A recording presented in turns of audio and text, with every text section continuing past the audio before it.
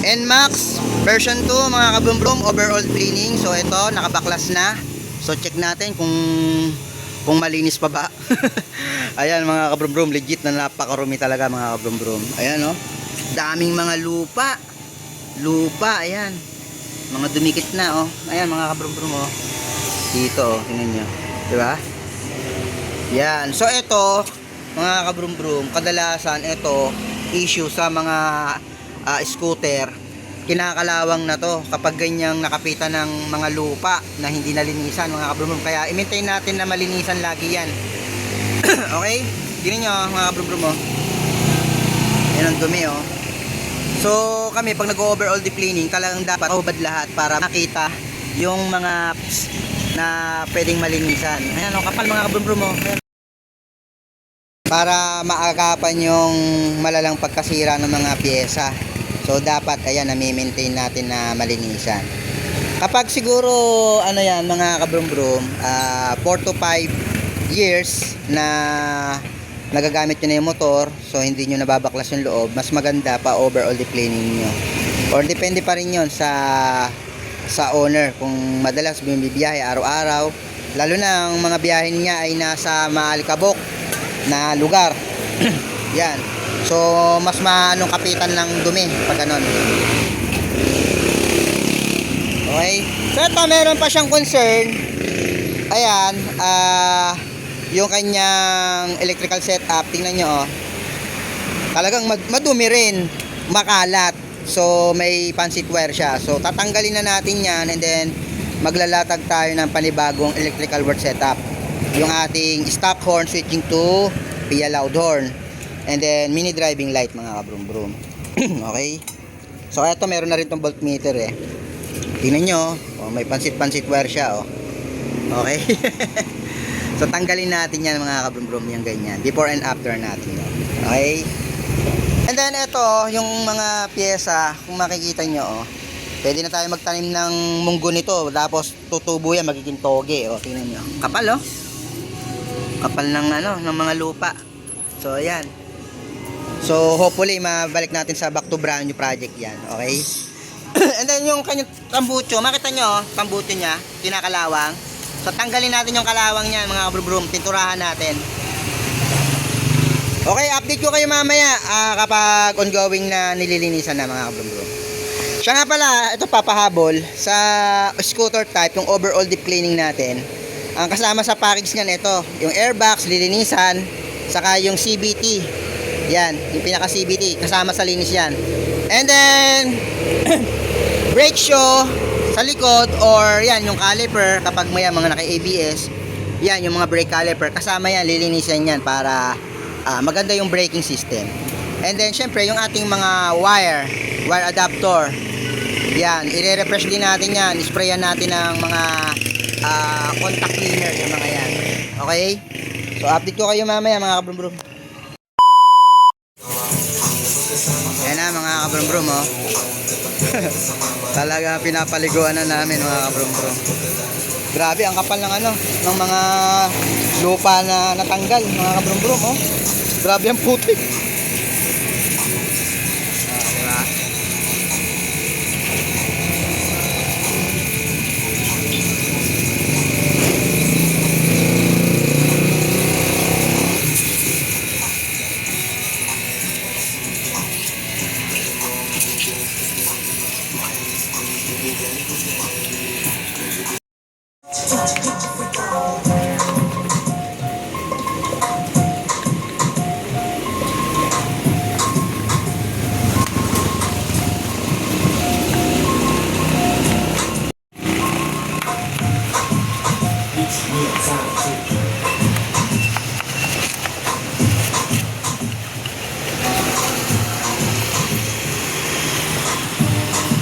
Alright mga kabrumbrum, so natapos na yung ating overall deep cleaning. So yung pagpapaligo natin dito sa NMAX version 2. So mga kabrumbrum, tignan nyo oh. Grabe oh, di ba? Wala na yung mga kalakalawang saka yung mga dumi na dumikit dito oh. Para tayo nagubad lang ng bagong NMAX. So ayan, tinanggal na rin natin yung mga ano dito, mga wirings na pancit wire mga kabrumbrum dito oh. Ayan, ang linis oh, di ba? Yan.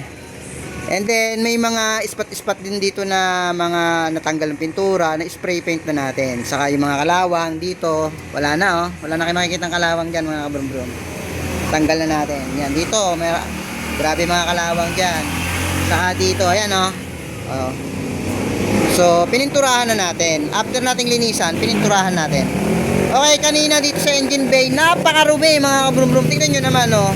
Nakikita na, kulay silver pala yan. Kala ko, kulay itim yan eh. Ganyan pala original kulay niyan. Okay? Di ba? So, yung tingnan nyo yung pinaka-chassis niya, oh. Grabe, ang kintab na, no? So, ito, hindi pa namin nalalagyan to ng liquid restorer. Yung talagang magpapapawagi lalo sa kanyang chassis. Saka dito sa lahat ng parts, mga kabrum-brum. Yan. O, di ba? Before and after. Yung unang video natin, grabe, di ba? Napakadumi. Sobrang dumi. Ang daming lupa. So, ngayon, wala na. Pati dito, mga kabrum-brum, oh. Yan. Yung part na to talagang napakarumi dyan eh. So tingnan nyo, wala na mga kabrum-brum. Okay. Alright mga kabrum-brum. So eto mga kabrum-brum. So nayakit na natin yung motor. So tingnan nyo mga kabrum-brum yung ating outcome oh. Grabe oh. Halos natanggal na lahat yung mga alikabok. Saka yung mga lupa na dumikit dito. And then yung mga spot-spot na kalawang, pininturahan na rin natin after nating malinisan. Di ba? Tingnan nyo mga kabrum-brum. Yun! Back to brand new project mga kabrum-brum. Ayan, wala na yung mga kalakalawang dito. And then dito, tingnan nyo, maputi na oh. Di ba? Alright. So, yun mga kabrum-brum. Update ko ulit kayo kapag na-break natin yung kaha.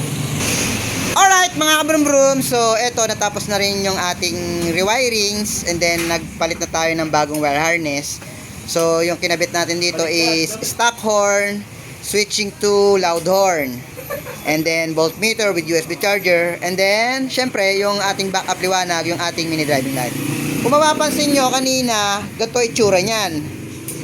Ngayon ganito na oh, napakalinis no, malinis na yung motor, malinis din yung wirings oh. And then, dito natin kinabit yung ating PIA. Yan. So, ito yung terminal niya, mga kabrum-brum. Maganda yung terminal. Ngayon, kung magpapalit si boss ng any brand na loud horn, so, napakadali lang. Tanggalin niya lang to and then, ito ikakabit niya rin terminal. So, plug and play lang, mga kabrum-brum. Okay? Ito naman yung voltmeter, mga kabrum-brum, oh. Ayan. So, meron tayong tagging. So, negative, positive yan mga kabrum-brum. Okay? And then, ito naman yung pinaka, ng mini driving light. So, ikakabit natin ito sa pinaka pairings. Yung pinaka LED bulb niya. Okay? So, nawala na yung mga pansit-pansit wire dyan mga kabrum-brum. Yan o. Diba? Pero, syempre, andito pa rin yung stock horn natin. Ayan. Okay? So, testingin natin mga kabrum-brum. Balik na natin yung kaha. Alright mga kabrum-brum, so ito natapos na natin yung ating overall deep cleaning. So ayan, ay balik na natin yung kaha. So check natin, oh, grabe oh. Ayan oh, bumalik yung alindog ng kanyang pairings no, mga kabrum-brum oh. Ito kanina namumuti itong inner. So ayan oh. Okay na yung pinaka matte black niya no. Pati dito oh, mga kabrum-brum oh. Grabe ba? Parang bumata ng 5 taon mga kabrum-brum oh. Alright. Okay, so ayan mga kabrum-brum. So kanina yung unang video, makikita nyo naman yan mga kabrum-brum, yung before and after natin. So sa electrical naman, so nagpa-install si bossing ng mini driving light. Ito yung mini driving light, ayan. Ito malakas to mga kabrum-brum. Talagang solid na solid. So check natin yung liwanag doon. Ayun yung liwanag ng headlight oh. So mag-switch on ka nga ng mini driving light, low beam. Ayun oh, grabe oh. Lakas! Laki ng sakop mga kabrum-brum oh, laki. Tapos, high beam, color yellow. Yan, o, diba? So, ngayon, iyok mo. So, ngayon, magbusina ka. Try mo, magbusina ka. Yan, stock horn siya. So, pag nilong press, ilong press mo. Yan, magra-rapid siya, mga kabrum-brum. Ngayon, testingin natin, mag-loud horn ka. Yan, loud horn. So, yun, rapid siya. Pag mga pasaway, i-rapid nyo. Long press mo, brother. Yung! So, yun, yung mini driving light, yun mo para makita dito sa harap. Mini driving light.